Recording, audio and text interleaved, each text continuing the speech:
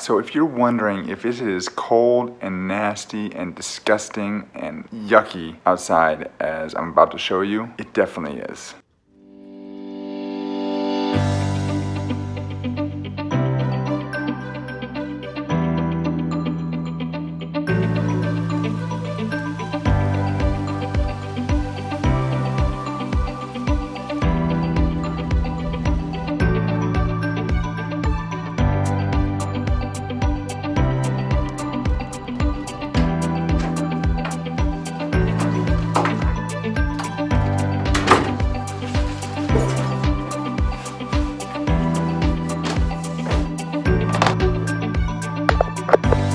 It is wet out there. Coffee time. I don't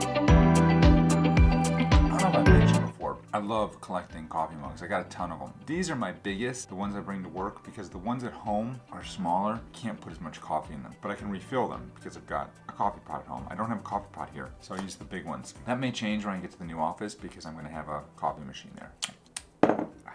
Okay. Today, great topic for you today. I want to talk to you about work from home jobs. And this is especially timely for me because right now our youngest son is going to kindergarten in the fall, and my wife and I are talking about what that's going to mean for her. She's been a stay-at-home mom. God bless her. Toughest job in the world. I could never do it for the past 8 years. And so now we're talking about her actually returning to the workplace. Big problem being that she's been a stay-at-home mom for the last 8 years, and so, even though she's a lawyer, she's inactive, so she can't go back to a law firm job without doing a crap ton of CLE hours. And so what's she gonna do? Here's the thing, she doesn't need to make a lot of money, but, she wants to do something, make herself happy, right? So today I want to go through, how many do I have here? Let's see. I got 12 and a bonus. We call that, where I'm from, a baker's dozen. And since I do these videos without my glasses on, it's hard for me to see the computer screen because I'm old as you know what. Anyway, more coffee. So what can we do? If you're looking to take a work from home job, or you want to work from home, or you just want to quit your job, or whatever, you want to do a side hustle, there are a ton of great opportunities out there for you. One of the great podcasts that I would highly recommend that you check out is called Side Hustle Nation. Hold on a sec. Yes, it's called Side Hustle Nation with Nick Loper. He interviews different entrepreneurs who are coming up with all sorts of different ideas for how to work from home, to create a side, he calls it a side hustle. Great ideas there. But today I want to share with you 12 plus a bonus, if you're really ambitious, of the best ideas that I've been able to come up with. I'm also going to give you a little taste of what you could earn with these jobs, and on a daily, per hour, per project basis, as well as on a monthly basis, so that you can get a sense of what opportunities are out there and what might be good for you. So let's get to it. 12 legit work from home jobs that you can do in your PJs. Here we go. Number 1, virtual assistant. This is probably one of the easiest jobs to do. That's not the right way to say it. Not easy. This is a great job if you just want to, if you've got some skills, some office skills that you'd just like to translate into a stay-at-home job. This is a great position. I've hired virtual assistants before to do everything from market research to editing podcasts and videos, to doing some simple marketing tasks for me, to doing social media management, to doing all sorts of different things. And the nice thing about this is you can do this with, you might have a couple different clients that each agree to pay you, on a set hours per week or per month basis. So you might have, let's say you want to work 20 hours a week, and you can get 8 clients that each are willing to pay you 10 hours a month. If you do the math, works out to about 20 hours a week. And you can have them pay you recurring, so it's going to move on from month to month. Maybe one of them decides to, pay you a little bit more than that. Maybe they want to give you, 15 hours a week or a month, or 20 hours a month, or something like that. Anyway, you can put them on retainer. And so typically a good virtual assistant that's worth their weight and is able to do quite a bit can make anywhere from, I'd say, $25 to $30 an hour. This is my experience based on people that I've tried to hire for these positions. With a little bit less experience, it might be in the $15 an hour range. That's still a good wage for an independent contractor. So if you're looking at that, that's somewhere between $1,200 to $2,000 a month on the high end, and my math might be off a little bit because, as you know from this, math is not my strong suit. Actually, I was really good in math in school, but for some reason. Mental math these days it must be my age, I don't know. So that's number one. Number two is, I think, a really great opportunity for a lot of people, and there's been a lot of buzz about this lately, and that is Amazon FBA retail arbitrage. Now, I'm not talking about white labeling products. White labeling products is where you purchase a product from a manufacturer, say in China, or it could be in the United States, and they create a product for you, and then you basically put your label, put your brand on that product, and then you sell that product on Amazon. That's called white labeling. What I'm talking about is retail arbitrage. And this is if you were to go, you can go to places like a CVS store or a Walmart or a Costco or someplace like this, a big box store, and if you find things on clearance that are selling at a significant discount than what they're selling on Amazon, and if you can find the right margins there, you can take those products, you can buy them in bulk, and then you can resell them on Amazon for a profit. A really great example of this, if you look up Cliff and Jessica LaRue, they did a podcast episode with Pat Flynn from Smart Passive Income. I'll include a link down below.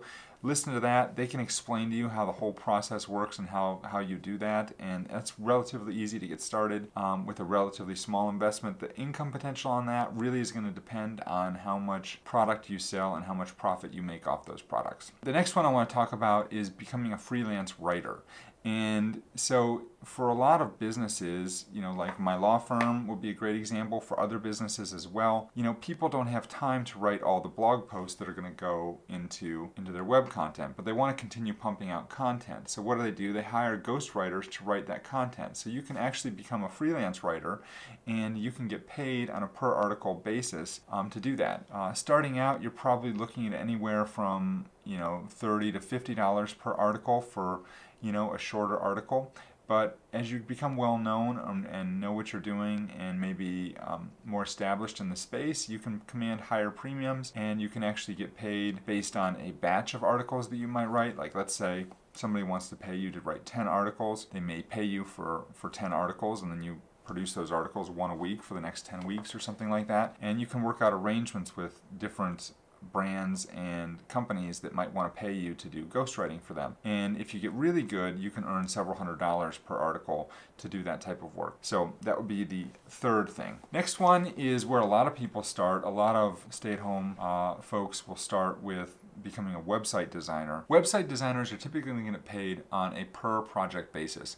And so that might be anywhere from $2,000 to $5,000 a product. I'm really having a hard time this morning. From $2,000 to $5,000 per project. Sometimes you can get paid even more. If it's a bigger company, you can be looking at $10,000 or $15,000 for a website. Is not unheard of. So this is actually a really great opportunity for people if you're web savvy, if you know what you're doing, if you can do some simple design, and you can create websites for people. Based on the number of websites you can do, your income might be capped. Maybe you can do one a month based on your time constraints. Maybe you can do two a month based on your time constraints. But whatever you can fit in, that might be a good source of side income for you as a website designer. All right, the next one I've got for you is a video/podcast editor. And I found the rates for this by going onto Upwork, and they really vary quite a bit. And it's going to depend in large part on your experience and the level of work you're going to be doing.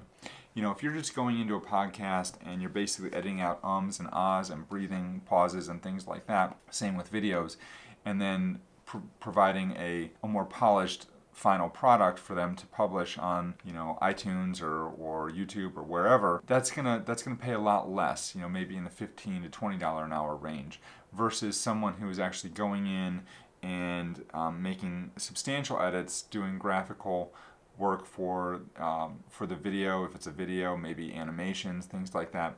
That's going to be a higher level work, and you're probably going to need additional education to figure out how to do that if you don't already have experience doing that type of work. But that also is going to be able to command a higher rate, usually in the $45 to $55 an hour range. If you're good at it and you can do that, clearly you want to go from doing the low-end work to the high-end work as quickly as you possibly can, because you're going to be able to earn more money. So doing this, depending on if you're part-time or full-time, is going to be you could earn anywhere from $2,000 to $9,000 a month doing that type of work. The next one I've got is to become an author, and this is actually something that I'm working on right now. But there's two different tracks to becoming an author. You can either become an author because you want to sell books, or you can become an author because you want to get known.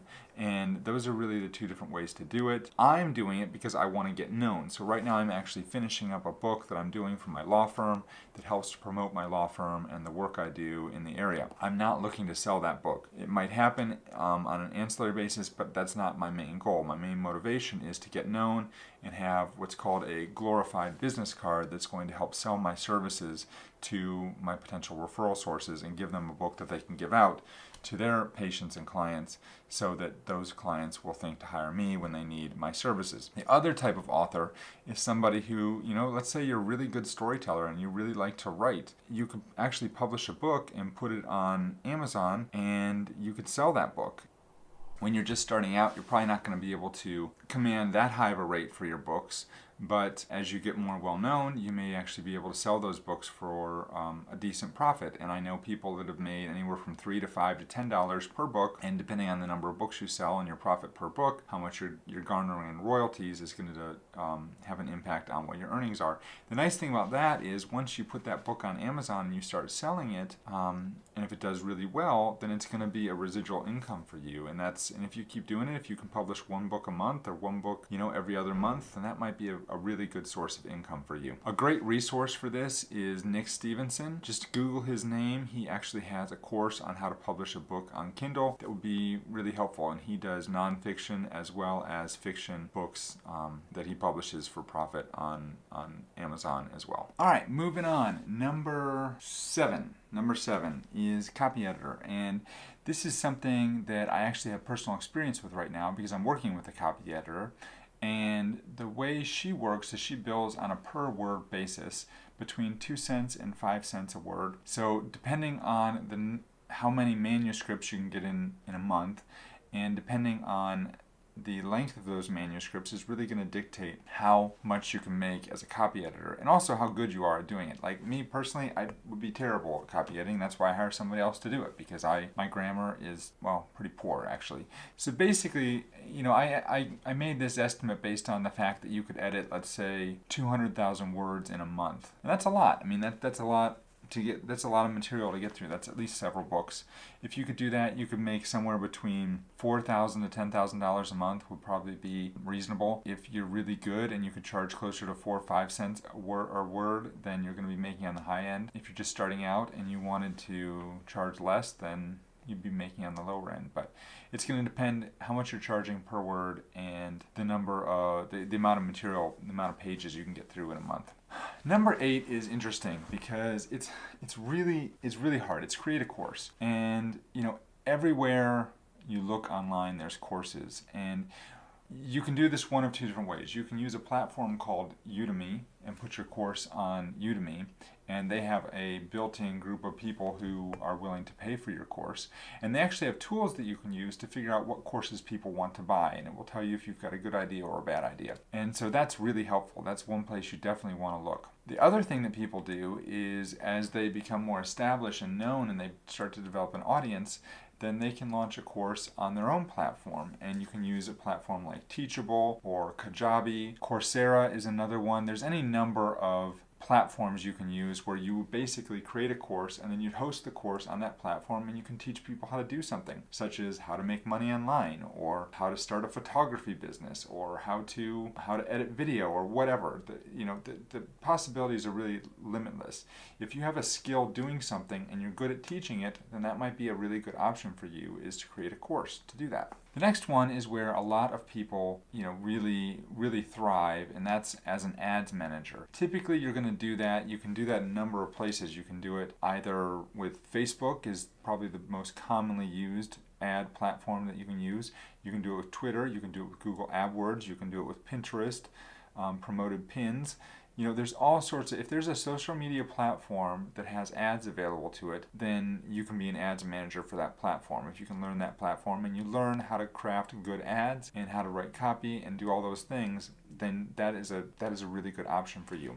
The way ads managers work is that they will typically require a certain minimum amount of ad spend each month from their clients, and then they're going to charge a retainer over and above that will be a monthly recurring retainer to produce ads for that person. And these retainers can be anywhere from a couple $100 to $500 to $1,000 to even more than that for bigger brands. Obviously, you need to know what you're doing if you're going to be charging higher retainers, but that's a general idea. And that's per client, by the way. That's not just how much you can make per month. So let's say if you had a couple clients that were each paying you $500 a month to manage your ads, it might not take very much time, but you're only going to make about $1,000. If you had more clients and you were charging more per client, then maybe you could make $5,000, $6,000, $10,000 or more. And once you get to that higher level, you're probably going to want to start hiring people to come in and manage the ads for you, and then you can kind of create an agency type environment where you're managing ads for people. Okay, number 10 is a membership site coordinator. So basically, this is very similar to creating a course, but in this case, you're creating what's called a membership site. And instead of creating a course, you're creating a community of people who pay you for the privilege of getting your information each month. And then you would be providing information to them in the form of videos, group coaching calls, things like that, where people might pay you anywhere from $10 a month to $100 a month to even more. I've seen people charge as much as $400 or $500 a month for some group coaching. The group coaching that I've been in lately for my law practice, I've been spending $750 a month. That's more in depth, and when you are paying that level, you have in-person meetings and things like that, like we do. If you just want to do this from home, and if you wanted to do a course on knitting or crocheting or something like that, or perhaps working out or cooking or homeschooling, there's all sorts of possibilities of what you can do, and you can just charge people a nominal fee, $30, $50 a month, which doesn't seem like a lot, but if you get 100, 1,000 people into your program, that can become a lot really fast. And with the advent of Facebook groups, this is something that has become more and more popular and mainstream. So with that, I've seen people make anywhere from several $100s a month to a couple $1,000s a month to $10, $15, $20, $50,000 a month or more for the higher end groups. All right, number 11 probably should be closer to the beginning, because it's really at its core a strategy that everyone should be using regardless of what other strategy you're using. So, one of your strategies might be to create videos on YouTube. This is a sub-strategy of that. And this is one of the ways that you can make money if you did something like create videos on YouTube, and that is affiliate marketing. Affiliate marketing is something that I've been doing for quite a bit of time.